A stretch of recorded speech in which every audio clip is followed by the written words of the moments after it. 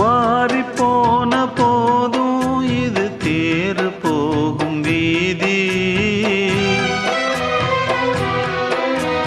வாரி வாரி தூற்றும் இனி யாரு உனக்கு நாதி. பாசம் வைத்ததாலே நீ பயிரை காத்த வேலி. பயிரை காத்த போதும் வீண் பழியை சுமந்த நீதி.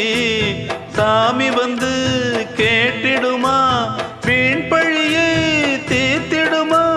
விண்ணுக்கும் மண்ணுக்கும் சம்பந்தம் உண்டுன்னு சொன்னது யாரு?